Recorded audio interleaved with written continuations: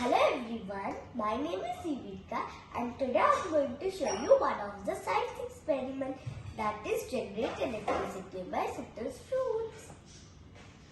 Isn't it exciting? Yes, it is. And it's so simple. Let's start. So for this experiment, we need some lemons, some copper pieces, some wire pieces and a device to see the results.